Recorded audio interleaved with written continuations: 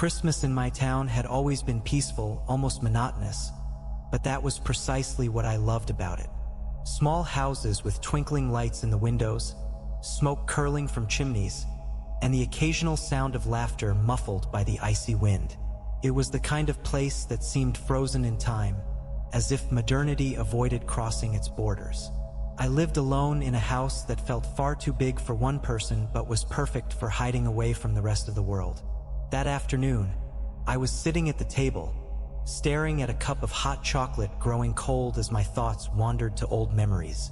My grandfather. It had been nearly 10 years since he passed away, yet the memories were as vivid as the scent of sawdust that used to linger in his small woodworking shed. He had a special talent for carving wood, planes, cars, even small animals, all intricately detailed. As a child, I loved watching him work.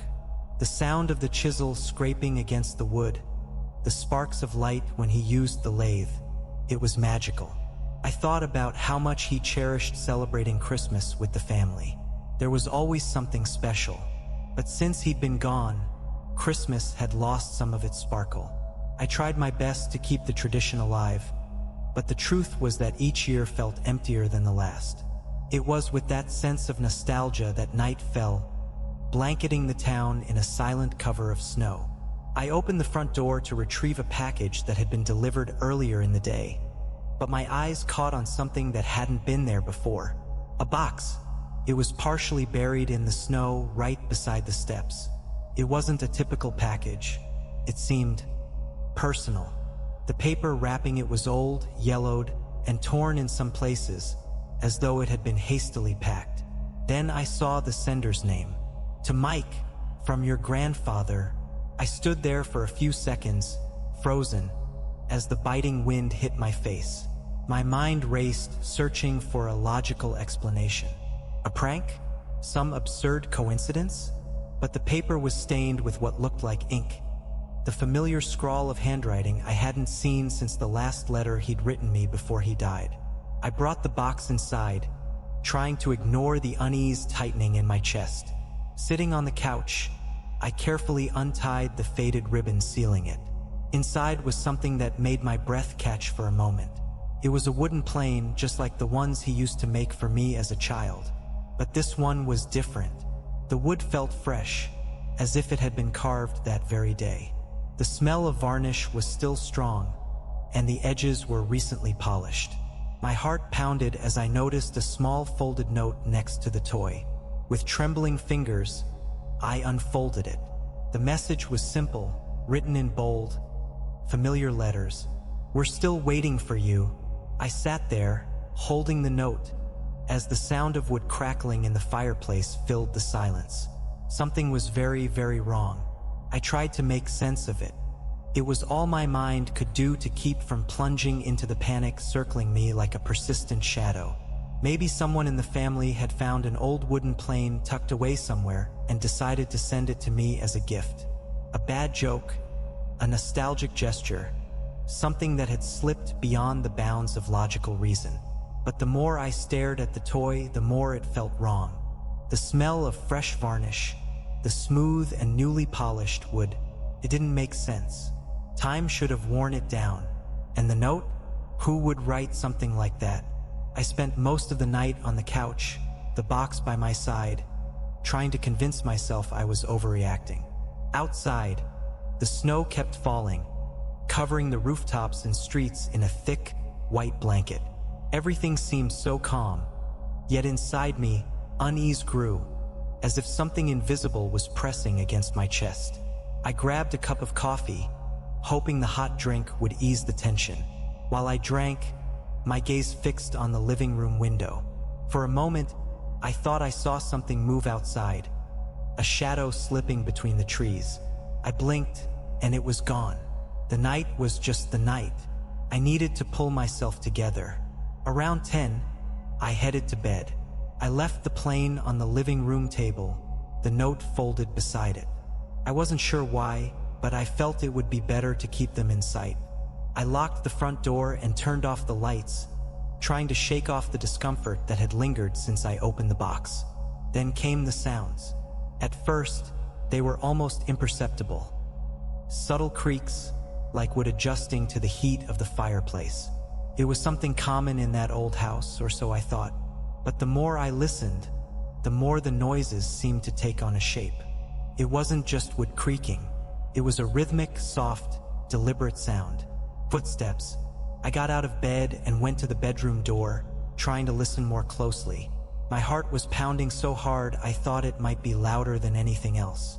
The house was dark and silent, but the footsteps, they were there, a low, steady creaking coming from downstairs. I grabbed my phone and turned on the flashlight. I descended the stairs slowly, each step a test of courage. When I reached the living room, everything was exactly as I had left it. The plane was still on the table. The note, folded.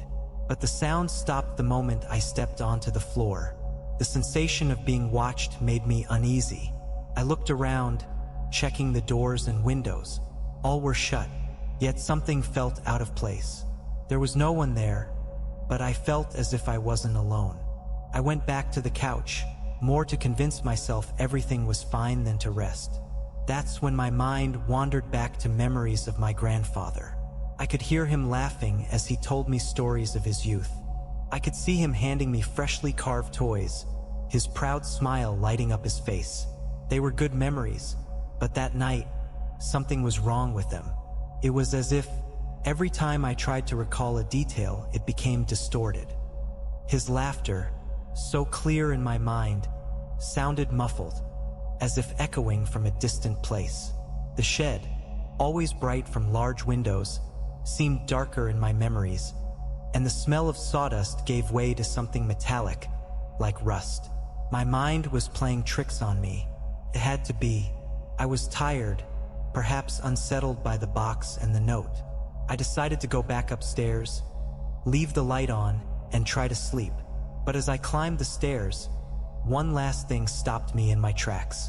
A smell. It was faint but unmistakable.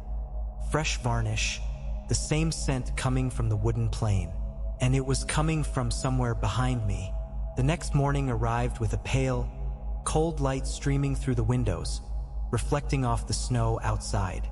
I had spent most of the night trying to sleep, but the smell of varnish lingered in the air, like a warning I couldn't ignore. When I got up, the box and the toy were still on the table, exactly where I had left them.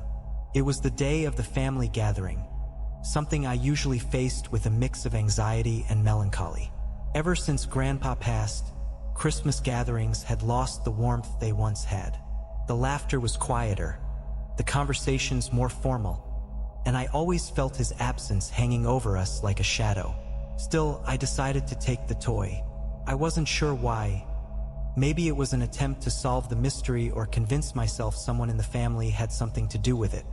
With the box carefully tucked under my arm, I got into the car and drove along the icy road to my uncle's house, where everyone would be meeting. The room was full of people when I arrived. Cousins, kids running around with new toys, adults carrying plates and glasses of wine. It was the kind of scene that should have been comforting, but that day it felt disconnected. I felt like a stranger there, as if the gift I carried created an invisible chasm between me and the others. I seized the moment when most of the family was gathered in the living room to bring up the subject. I placed the wooden plane on the coffee table and, with a forced attempt at humor, asked, "Does anyone here want to confess to being responsible for this surprise?" All eyes turned to me, curious at first, then confused. My mom was the first to approach, frowning as she looked at the toy. "This was your grandfather's, wasn't it?" she asked, touching the plane delicately. "It looks like it, but it's new," I explained. "I found it on my doorstep last night, along with a note signed by him." The room buzzed with murmurs. Someone asked if it was a prank. Another commented that it sounded like something out of a mystery movie. But no one, absolutely no one, admitted to leaving the gift for me. The atmosphere shifted when my Uncle James, who rarely joined the conversations, cleared his throat and spoke in a low voice. "You should leave this alone. Your grandfather, he had secrets, things that shouldn't be meddled with." My mom's eyes widened, and she shot James a warning look. I couldn't help myself. "What kind of secrets?" I asked, feeling a chill that had nothing to do with winter spread through the room. James hesitated. He looked around, as if gauging the reactions of others before continuing. "His father," he began, but was interrupted by my cousin Clara, who had been sitting quietly in the corner of the couch, watching everything. "He used to say he kept gifts for the other side," she said, almost in a whisper. Everyone fell silent. It was the kind of comment no one knew how to respond to. "What does that mean?" I asked. Clara looked as though she regretted speaking. She stared at the floor and murmured, "He used to say it when he was working alone in the shed. I heard him once, saying it wasn't fair to give all the gifts to the living." "Clara!" My mom snapped, her voice sharp as a blade. "Stop this nonsense. It's true," Clara insisted, now looking directly at me. "He used to talk to someone in the shed. When I was little, I thought they were just imaginary friends. But now I'm not so sure." The discomfort was palpable. No one knew what to say, and the conversation fizzled into a series of excuses and attempts to change the subject. James stood and left the room, shaking his head, while Clara crossed her arms and refused to speak further. The plane remained on the table, a heavy symbol of everything that had been said. I wanted to ask more, to push for answers, but the mood of the gathering was already ruined. Slowly, conversations resumed in a strained tone, and the family pretended nothing strange had happened. However, as I was grabbing my coat to leave, Clara pulled me aside. "Are you feeling something?" she asked, her voice low and urgent. "What do you mean? Since you opened the gift, have you felt like something is following you?" Her gaze sent a chill down my spine. I couldn't answer. I wasn't sure I should. And for the first time, I realized that perhaps I hadn't been alone since the night before. That night felt endless before I even closed my eyes. Every word spoken at the family gathering pulsed in my mind, as though the silence around me was trying to fill in the gaps of what hadn't been said. The house was cold, and the fireplace, now extinguished, left behind a scent of ash that mingled with the fresh wood fragrance coming from the plane in the living room. I tried to act normal. I took a hot shower, put on comfortable clothes, and lay down, but I knew sleep would be a challenge. I closed my eyes, trying to block out intrusive thoughts, but sleep came strangely easily, as though something was pulling me to a place that wasn't mine. I was in my grandfather's old workshop. Everything was so vivid that, for a moment, I thought I was awake. The smell of sawdust hung in the air, warm and comforting, just as it had always been. The sound of the lathe spinning and wood being chiseled echoed off the walls. The amber light from the lamps cast dancing shadows on the neatly arranged tools. He was there, sitting on the wooden stool in front of the workbench, just as I had seen him so many times as a child. He wore his blue plaid shirt, the sleeves rolled up to his elbows, and his calloused fingers held the chisel with an almost magical precision. "Grandpa," I called out. He didn't respond. I took a few steps toward him, but it felt like the space between us never closed. He remained focused, his hands moving deftly as the piece of wood began to take shape. "Grandpa, what are you making?" I asked. I got close enough to see what he was carving, and the air seemed to leave my lungs. It was a face, but not just any face.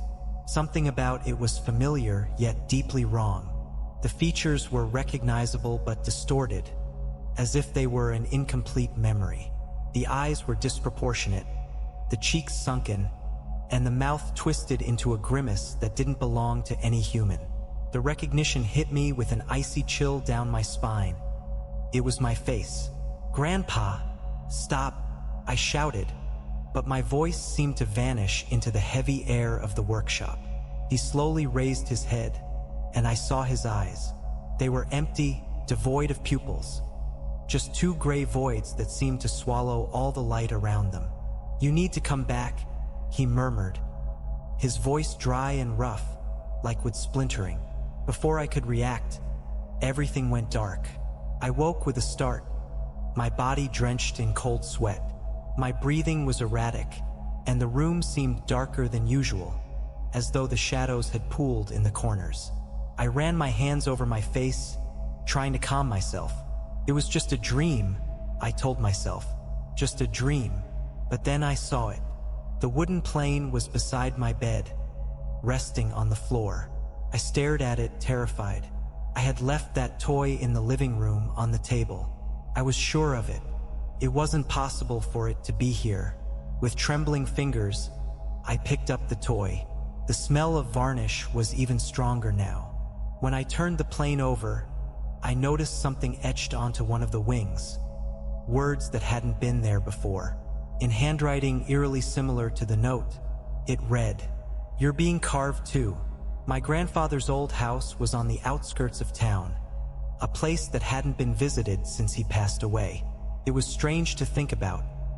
A house once so full of life now reduced to a distant memory, frozen in time. Since the Christmas gathering, that phrase on the wooden plane had been stuck in my mind. "You're being carved too." I couldn't shake the feeling that somehow all the answers I needed were in that house. Even with the snow making the trip difficult, I drove there the next morning. When I parked in front of the house, a tightness gripped my chest. The facade seemed smaller than I remembered, but the slanted roof and tall windows still held that nostalgic air.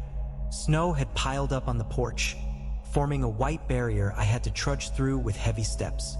The door was locked, but the key under the mat was still there, exactly where he used to keep it. I stepped inside, and the smell of mold and old would hit me immediately. It was as if time had stopped inside. The living room was filled with furniture covered in yellowed sheets. The floor creaked under my feet, the sound echoing through the oppressive silence of the house. My breath came out in white clouds from the cold seeping through the cracks in the windows. But I knew what I was looking for: the workshop. It was in the back, attached to the house, and it looked just as I remembered. The door groaned as I pushed it open, and a familiar smell of sawdust, dust, and something metallic, like rust, filled my nose. The workshop was intact but blanketed in a thick layer of dust. The tools still hung on the walls, and the furniture remained in place. My eyes were drawn to the workbench where he used to work. Piles of wood scraps were stacked there, some of them visibly carved but unfinished. As I approached, a chill ran down my spine. The unfinished pieces were strange. At first glance, they seemed ordinary. Abstract figures, toys, things he might have carved as a hobby. But as I leaned closer, I noticed something disturbing. They were faces.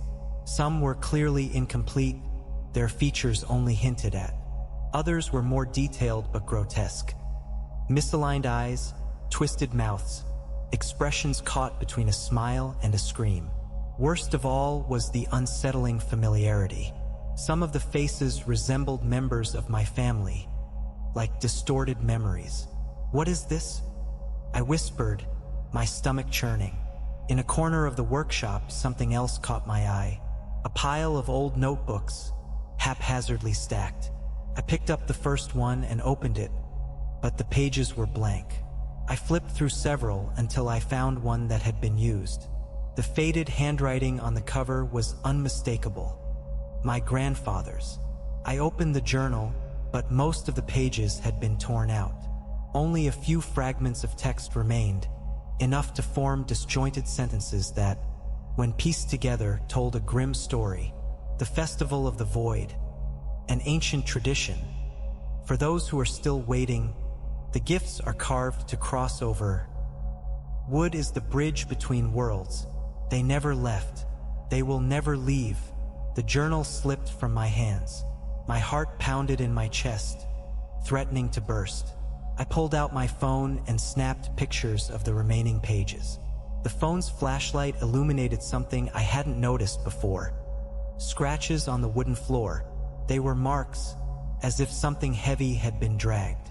I followed the marks to the back of the workshop, where one section of the wall looked different from the rest. It was made of wooden planks, but one was loose. With effort, I pulled the plank away, revealing a hollow space behind it. Inside was another wooden piece, covered with a cloth. When I pulled the fabric back, I choked on my breath. It was a wooden figure, unfinished like the others, but it wasn't just a face. It was a full body, and it was me. The wood seemed fresh, as though it had been carved recently. The details were almost complete except for the eyes, which were two empty holes. For a moment, I was paralyzed, unable to think or move. Then I heard a sound that made me drop the figure and stumble backward. Behind me, the sound of creaking would fill the air, as though something or someone was walking across the workshop floor.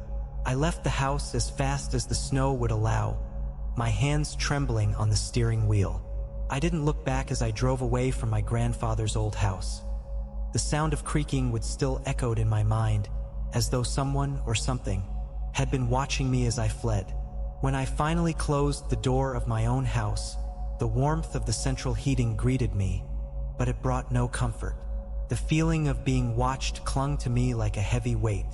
I tried to convince myself that everything I had experienced was just a mix of exhaustion, coincidences, and imagination. But as I sat on the couch and saw the wooden plane on the table, a chill ran down my spine. It was still there, intact, as if mocking me. I picked it up with trembling hands and stared at the toy. The words written on the wing seemed even sharper now. "You're being carved too. That's enough." My voice rang out in the silence of the room. I decided to get rid of it.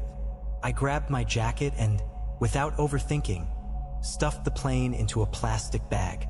I left the house hurriedly, ignoring the biting wind that lashed at my face, and walked to a dumpster at the end of the street. I looked around, making sure no one was watching. Then, with a sigh of relief, I tossed the bag deep into the bin. "Game over," I muttered as the dumpster lid slammed shut. But deep down, I knew it wouldn't be that simple. When I returned home, something felt off. There were no sounds, not the wind, not the creak of furniture. An unnatural silence filled every corner. I shut the door and looked around, trying to pinpoint what had changed. That's when I saw it. The wooden plane was there, sitting right in the middle of my table. My heart nearly stopped. I had just thrown it away. There was no explanation for this. I approached slowly, as though the object might move on its own, and extended a hesitant hand. The smell of varnish was even stronger now, almost suffocating. My jaw quivered, but I whispered, "What do you want?" The silence answered me, but only for a moment. "Mike," a raspy, dragging voice echoed through the room. I whipped my head around, searching for the source. My heart raced as I recognized the voice. It was him, my grandfather. "No, can't be," I muttered, backing into the wall. The whispers began. At first, indistinct words, like a language I couldn't understand, but soon they shifted into the sound of my name, repeated over and over. The shadows in the room began to move, but they didn't follow the light. They twisted and stretched, as if alive. My grandfather seemed to be everywhere in the house, but he never appeared. Just his voice, growing louder and louder, calling my name. I fled to my bedroom and locked the door, my hands sweating so much that I nearly dropped the key. But even behind the closed door, the sounds continued, wood creaking, slow footsteps ascending the stairs. I was trapped. With my back pressed against the door, I did what anyone in my position would do. I screamed, "What do you want from me?" The sounds stopped abruptly, as though the entire house had held its breath. Then, the voice whispered, clearer this time, so close it felt as if it were right next to me. "Come back to the workshop." I fell to my knees, trembling, unable to respond. I knew I shouldn't. Every instinct told me to burn the plane, flee to another town, do something to end this. But something else told me there was no escape. Outside in the hallway, the wood creaked again. The next morning, after a sleepless night, I did what any sensible person would do in an absurd situation like this. I sought help. I had no idea where to start, but I vaguely remembered a name my mother had mentioned during the Christmas gathering. Arthur Bell, a local historian who had researched our town's history and traditions. She had remarked on his obsession with old family tales and their eccentricities. Arthur lived in a small house in the town's historic district, a stone building with tall windows and crammed with books and documents. When I knocked on his door, I didn't expect much, but the man opened it with a surprising energy that seemed out of place for his advanced age. "How can I help you?" he asked, assessing me with sharp eyes behind his round glasses. I gave him a brief introduction, omitting the more bizarre details. I didn't mention the whispers or the plane reappearing, but I described the box, the note, and my grandfather's name. When I finished, Arthur regarded me with a grave expression. "You said his name, correct?" he asked, his lips pressing into a thin line. "Yes, my grandfather, Frank Williams." "Why?" Arthur didn't answer immediately. He turned and disappeared into the house, returning a few minutes later with a heavy, leather-bound book that looked as old as he was. "Your grandfather was part of something peculiar, something I've studied for years but never had practical confirmation of its existence," he said, opening the book and flipping through its pages. The pages were filled with handwritten notes, diagrams, and even sketches that seemed to depict ancient symbols. Arthur stopped at one page and turned the book so I could see. At the top of the page, it read, "The Order of the Wooden Veil." The Order of the Wooden Veil was a sect that believed in a special connection between the living and the dead. For them, wood was the bridge between these two worlds, Arthur explained as I examined the drawings of carvings, human figures, and intricate wooden masks. "My grandfather was part of this?" I asked, my voice shaky. Arthur nodded, closing the book gently. "Not only was he part of it, but he was one of its most active members, from what I've gathered. He had a remarkable talent for carving, and to them that was more than skill. It was a gift." "And what does this have to do with me?" Arthur hesitated, clearing his throat before answering. "The wood, the carvings, they were offerings. The members of the order believed these pieces could hold a bond, a promise between the sculptor and the other side.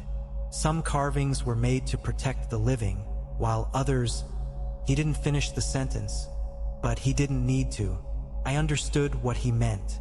"So you're saying the plane is a bond?" I asked, my mouth dry. "Yes, and a promise like that doesn't fade with time. It seems the bond is being called upon now." My mind raced, trying to make sense of it all. The note that came with the gift said, "We're still waiting for you." What does that mean? Arthur didn't answer immediately. He seemed hesitant, as though he were choosing his words carefully. "They're calling you. I don't know exactly why, but I can tell you this. Ignoring the call isn't an option." "And if I don't answer?" I asked, trying to keep calm. Arthur's expression darkened even further. "I don't know what happens if the bond is broken, but it's not something I'd recommend." I sat in silence, staring at the table cluttered with papers and books. "My grandfather, did he know what he was doing?" I asked, my voice barely audible. "He did," Arthur said. "But from what I understand, the promises made by the order rarely involved just the sculptor. They always included their descendants, like a chain that stretches across generations." My head felt like it was going to explode. I wanted to scream, to blame my grandfather, but I knew it wouldn't change anything. "What do I do now?" Arthur sighed, closing the book and resting his hands on the table. "Go back to where it all began. The workshop. It's the only way to understand what they want and perhaps find a way to resolve this." "Resolve how?" He hesitated, as though weighing whether to tell me the truth or spare me. "I don't know if it can be resolved, but you don't have a choice but to try." I left Arthur's house more confused and terrified than when I arrived. As I drove back, the weight of the situation felt unbearable. And there, on the passenger seat, was the wooden plane. I didn't remember bringing it with me. The house felt even more oppressive when I returned. The lights, still on from the night before, failed to dispel the shadows gathering in the corners. The wooden plane sat on the passenger seat like a condemning verdict. I brought it inside without wanting to touch it for too long, using my coat to handle it. I placed it on the table, where it seemed to dominate the room, radiating unease. My mind spun with everything Arthur had said, but one word, the Festival of the Void, echoed relentlessly. Before I could convince myself to ignore everything, I grabbed the journal I had found in my grandfather's workshop. I needed to examine it more closely. I sat on the floor, spreading the torn pages around me, searching for any clue that might explain why I was being dragged into this. After hours of piecing together fragmented texts, I began to understand. The so-called Festival of the Void was a forbidden, almost forgotten tradition. The journal spoke of offerings made to the dead in exchange for protection, prosperity, and continuity for the living. The concept was simple but macabre. Sculptures were carved as symbols of sacrifice, and the bond forged between them and their intended recipients opened a kind of passage. The offerings were placed in a specific ritual, and in return, the dead granted favors, protection from illness, bountiful harvests, even prosperity in hard times. But the journal made it clear that none of this came free. The last sentence on one of the pages read, "A bridge always demands a toll." As I rearranged the pages, something slipped out of the journal and fell to the floor. An old photograph, faded with time. My fingers trembled as I picked it up to examine it closely. The image showed my grandfather, much younger, holding something in his hands. My stomach churned when I recognized it. The wooden plane. Not one like it, the exact same one I had received. Around my grandfather was a small group of people. They stood in a line, their expressions serious, almost stern. But there was something wrong with their faces. They were blurred, as though time had erased their features. The only face that was clear was my grandfather's. In the corner of the photograph, barely visible, was a handwritten note. The Festival of 1968. Promises made, debts unpaid. A knot formed in my stomach. The dates didn't make sense. In 1968, my grandfather was young but already had my mother. What had he promised at that festival? And more importantly, to whom? The sound of something falling snapped me out of my thoughts. I looked at the wooden plane on the table. It was exactly where I'd left it, but the sensation that I wasn't alone grew stronger. On impulse, I took my phone and snapped a picture of the old photograph before setting it on the table next to the plane. Then I returned to the journal, desperate to find more answers. Promises made, debts unpaid, I murmured, repeating the words from the photograph. As I flipped through the remaining pages, a pattern began to emerge. The festival wasn't just about protection or prosperity. It was a pact. The wooden offering was only the beginning. A sacrifice was required. At the back of the journal, a final page, torn diagonally, bore words that were nearly faded. They always wait, no matter how much time passes. The bond cannot be undone, and the price must be paid. Even by the innocent. A chill ran down my spine. My hands shook, and the air seemed to grow heavier with each passing moment. The phone in my pocket vibrated, the sudden noise almost making me drop it. When I unlocked the screen, I saw the photo I had just taken. But something was different about it. The blurred faces of the people beside my grandfather were now clear, and one of them was mine. The idea of returning to the workshop was suffocating, but I knew I had no choice. Everything pointed back to that place. The journal, the photograph, even the whispers that had haunted me since the night before. The sense of time running out weighed heavily on me, and as I got into the car, the world outside seemed quieter than usual. The workshop was as I had left it, but the air inside felt denser, as if the walls were bearing the weight of something unseen. I grabbed my phone's flashlight and began to scour every corner, rummaging through shelves and drawers in search of anything that could explain what was happening. That's when I noticed a shelf at the back of the room, more worn than the others. It seemed flush with the wall, but when I pressed on it out of curiosity, it shifted slightly, revealing it was mounted on rusty hinges. My heart raced. With effort, I slid the shelf aside, uncovering a dark opening behind it. A wooden staircase descended into a basement I had never known existed. The darkness was almost liquid, so thick my flashlight barely pierced it.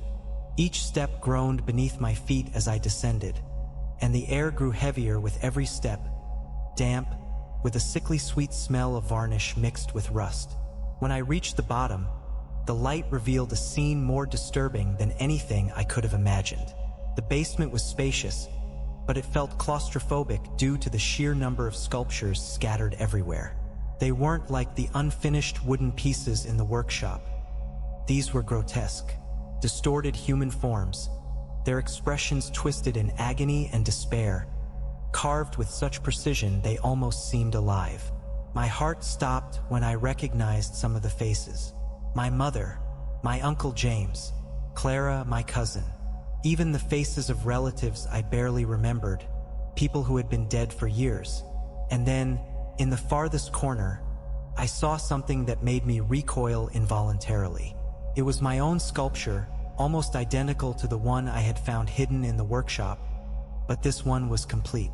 The eyes, once hollow, were now filled with wooden spheres polished to a gleaming shine. The sound of something creaking behind me made me whip around. At the center of the basement, a simple wooden table stood like an altar. On it sat a box, identical to the one I had received days earlier. The paper wrapping was the same, worn and yellowed with age, and the string tying it seemed as old as the wood surrounding me. Every instinct screamed at me to leave, to abandon everything and run, but something compelled me to approach the table. With trembling fingers, I untied the string and opened the box. Inside was a cracked mirror, reflecting my face in fractured pieces. My own expression was multiplied and distorted by the mirror's fissures. Beside the mirror was a note. The handwriting was the same as the other notes I had found, firm and precise, but the words written there made my blood run cold. "You will be next." I dropped the note, which fluttered to the floor as the flashlight shook in my hands. I looked back at the mirror, and for a moment, I swear I saw something behind me. A dark shadow moving without a source of light. A sound snapped me out of my trance. Wood creaking on the stairs. The flashlight flickered and, for a moment, went out completely. The basement plunged into total darkness, and I heard the sound of slow footsteps descending the stairs. When the light returned, I was alone, or so it seemed. I knew I couldn't stay there. I bolted up the stairs, nearly tripping, and shoved the shelf back into place before leaving the workshop, gasping for air. Back in the car, my hands were shaking so badly it took me several attempts to start the ignition. I glanced in the rearview mirror, half expecting to see someone following me, but the path was empty, except for the cracked mirror. It was on the back seat, even though I had left it in the basement. That same day, I returned to Arthur Bell's house, still trembling. I didn't know where else to go. The feeling of being trapped in an invisible web was suffocating, and every detail of what had happened in the basement weighed heavily on my mind.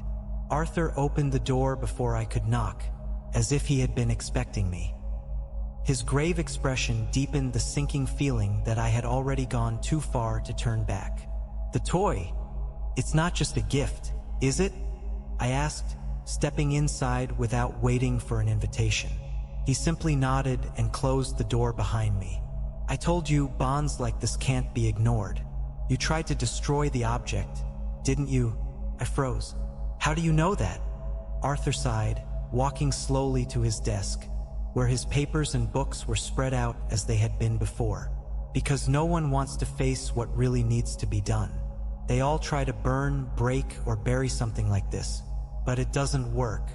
It never works." A chill ran through me as I remembered my attempt. After leaving the workshop, I had driven to an empty field outside of town. I threw the wooden plane onto a pile of dry branches, doused it in alcohol, and struck a match. The flames leapt high, devouring the toy.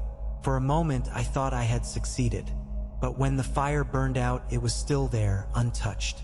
I tried everything. I swung an axe at it, but the blade snapped in half on impact. I hurled it into the nearest river, yet when I returned to my car, it was sitting on the passenger seat, dry, as if it had never touched water. "It's not just a toy. It's an anchor," Arthur said, breaking into my thoughts. "Something that connects our world to theirs." "Theirs?" I repeated, my throat tightening. Arthur leaned over the desk, flipping through the same book he had shown me before. He stopped at a page that seemed to describe ancient rituals, with drawings of carvings eerily similar to the ones I had seen in the basement. "Your grandfather did something beyond a promise or a pact. He created a passage." "A passage for what?" Arthur took a deep breath, as though carefully choosing his words. "For those who were never meant to cross." The room seemed colder. Arthur pointed to a passage in the text, translating as he read aloud. "The restless dead can be called back, but they do not return in peace. They demand what was promised, and what they are promised is always life." "And what am I supposed to do with that?" I asked, panic rising in my voice. Arthur closed the book and fixed me with a serious gaze. "The only way to break the bond is to return the toy to the place where it was created. But understand, this isn't a simple act of returning it." "What do you mean by that?" "They'll be waiting." His words hung in the air, heavy with dread. "Can't I just get rid of it? Bury it? Throw it away? Anything?" Arthur slowly shook his head. "It's not that simple. This anchor isn't just an object. It's a promise. As long as it exists, they have a path to reach you. And trying to destroy the anchor only strengthens the bond, making it harder to break." I knew he was right. I had already tried to get rid of the toy, and each attempt only seemed to draw me closer to the abyss. Arthur placed a hand on my shoulder, an unusual gesture for someone so reserved. "Listen, if you decide to return it, you need to be prepared. It won't be a peaceful journey. They'll try to stop you from completing the cycle, because breaking the bond means closing the passage they're using. And if I don't do anything?" Arthur's expression darkened further. "Then the bond will strengthen until they no longer need the toy. They'll come directly for you." My eyes fell on the wooden plane, which now seemed more alive than ever. The words on its wing, "You're being carved too," seemed to glow faintly in the dim light of Arthur's room. At that moment, I realized the toy wasn't just an anchor.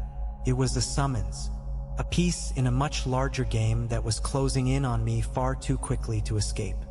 The night was especially cold when I decided it was time to face the inevitable. The weight of the wooden plane in my hands felt doubled by the gravity of what I was about to do. Every mile of the deserted road to my grandfather's house made the voice in my head scream louder to turn back, to flee and never look back. But there was nowhere left to run. When I parked in front of the house, the darkness seemed even more oppressive than before. The shadows surrounding the old structure seemed alive, twisting like hungry creatures. I gripped the plane tightly and forced myself to step inside, refusing to hesitate. The workshop greeted me with its unmistakable smell of old wood and dust. I closed the door behind me, and the silence pressed against my ears like a deafening scream.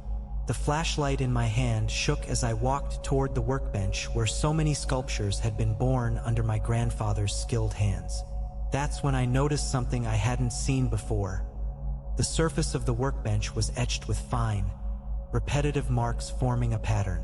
I leaned closer, running my fingers over the worn lines. It was a circle, surrounded by symbols that seemed older than anything my grandfather could have learned. My breathing grew heavy as I placed the wooden plane in the center of the circle. The moment I did, a low sound, like wood groaning under pressure, echoed through the workshop. I stepped back, nearly dropping the flashlight. The sound grew louder, transforming into a chorus of creaks and moans. The wooden floor and walls began to writhe, as though alive, forming shapes that looked like hands or faces, only to dissolve as quickly as they appeared. A crack opened beneath the workbench, black as the void between stars. A cold wind began to blow from it, carrying a rancid metallic scent. Before I could react, the crack widened, and I was pulled inside. I fell into a place that seemed to exist outside of time. The floor was wooden, but it stretched endlessly in all directions. The air was cold, dense, and filled with a sound that was more vibration than noise. Whispers in a language I couldn't understand, but which seemed directly connected to my deepest fears. And then he was there, my grandfather, but it wasn't the man I remembered, with his warm smile and kind eyes. He was grotesquely distorted, his facial features exaggerated and monstrous. His eyes were two opaque spheres that seemed to see without seeing. A wide, broken grin stretched across his face, and his skin had the texture of the wood he had spent his life carving. He was surrounded by shadows. They moved around him, twisting and floating like living smoke, whispering words that seemed to corrode the very fabric of reality around me. "Grandpa," I murmured, my voice weak and trembling. He laughed, a dry, hollow sound, like splintering wood. "You came," he said, his voice drawn out and distant, as if it no longer belonged to this world. "I thought I'd have to wait longer. What's happening? What did you do?" He tilted his head, his grin stretching impossibly wide. "I paid the debt, but it wasn't enough. It's never enough." "What debt?" I asked, taking a step back, though there was nowhere to go. "The promise, the bond. They always ask for more. They always demand continuity." He stepped forward, and the shadows around him swirled, whispering louder. "You are my gift to them, my offering." My body froze. No, I didn't ask for this. I didn't agree to anything. It doesn't matter who made the deal. It only matters who will pay. The shadows began to close in, and the ground beneath my feet groaned as if it were about to collapse. "I can fix this. I can return the toy, close the bond," I shouted, desperate for a solution, any solution. He laughed again, the sound reverberating through the void around us. "The toy is only the beginning. The anchor has already been forged. You've already been carved, just like me." Before I could react, he stretched out his deformed hand, pointing to something behind me. I turned and saw another sculpture rising from the ground. It was a man carved with perfect detail. It was me. The shadows surged forward, wrapping around the sculpture and beginning to twist it, warping it into something even more horrifying. "You will be next," my grandfather said, his voice dragging as he moved closer. Despair overwhelmed me. I knew I had to escape, but the shadows were closing in, pushing me toward the inescapable void. Their voices invaded my mind, repeating incomprehensible words that burned like fire in my thoughts. Then I saw it, the wooden plane at my feet, still within the carved circle. I didn't know what I was doing, but instinctively I grabbed it and screamed, fighting against the horror engulfing me. The light that emanated from the toy was the last thing I saw before everything went dark. I woke up on the workshop floor, my body trembling and drenched in sweat. The toy was still in my hand, but the circle on the workbench was empty. But I knew this wasn't over. The bond wasn't broken. I had merely delayed the inevitable. The workshop felt more alive than ever. The wood creaked beneath my feet, each groan sounding like a warning. The shadows on the walls writhed, twisting into shapes that seemed to watch me. The wooden plane remained in my hand, its weight doubled by the gravity of the moment. My grandfather's words echoed in my mind. "You will be next." I couldn't let this continue. I couldn't allow the cycle to go on. I took a deep breath and looked around, my mind racing as I pieced together what had to be done. The journal, the carved circle on the workbench, the crack that had opened a portal in the floor. It was all connected. This workshop was the heart of the ritual, the point of convergence. If I wanted to end this, I had to destroy everything. My decision came as suddenly as it was final. I grabbed the gasoline canister from the corner of the room.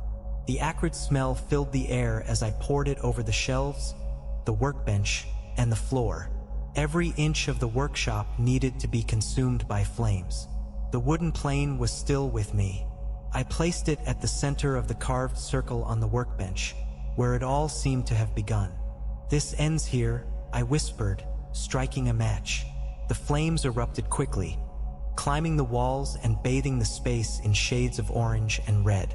But as the fire grew, the workshop began to react.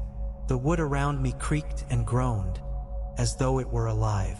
The shadows on the walls flailed, forming distorted human shapes, their mouths wide open as if screaming, though no sound came out. And then I saw him. My grandfather emerged from the flames, just as he had appeared on the other side, grotesque and deformed, his monstrous grin etched into his face. His skin was a grotesque blend of flesh and wood, with cracks that glowed like embers. "You think this will solve anything?" he asked, his cavernous voice merging with the crackling fire. I stared at him, struggling to keep my composure, though my heart felt like it would burst out of my chest. "I won't let this continue. I won't be next." He laughed, a dry, shrill sound that echoed through the workshop. "There is no end to the cycle. What you destroy here, they will rebuild elsewhere. There will always be another gift, another bond." "Not if I end it all," I said. I lit another match and tossed it into the crack in the floor, now partially open. Flames began to spread into the void, engulfing the writhing shadows that seemed to twist desperately in an attempt to escape. My grandfather stepped closer, his grin fading for the first time, replaced by something that resembled rage. "You don't know what you're doing. They won't let you leave." The shadows surged forward, pressing against me, their whispers now audible, a cacophony of agonized voices. I felt their invisible hands clawing at my arms and legs, trying to drag me down. But I didn't give in. With the last of my strength, I overturned the workbench, spilling gasoline in a final act.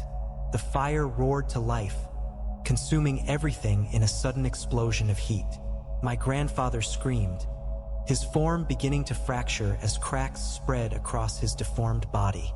"You will never escape," he bellowed before disintegrating into the flames.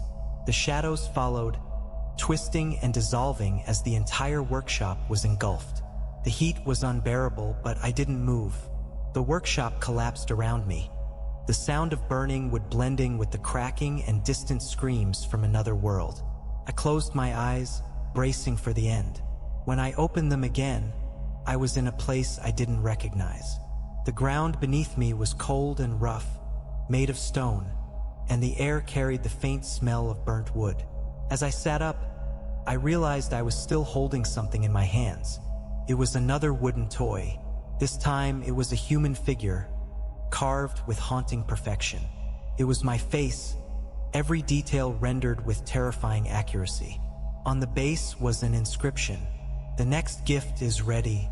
And that's when I understood. I hadn't broken the cycle. I had only become part of it.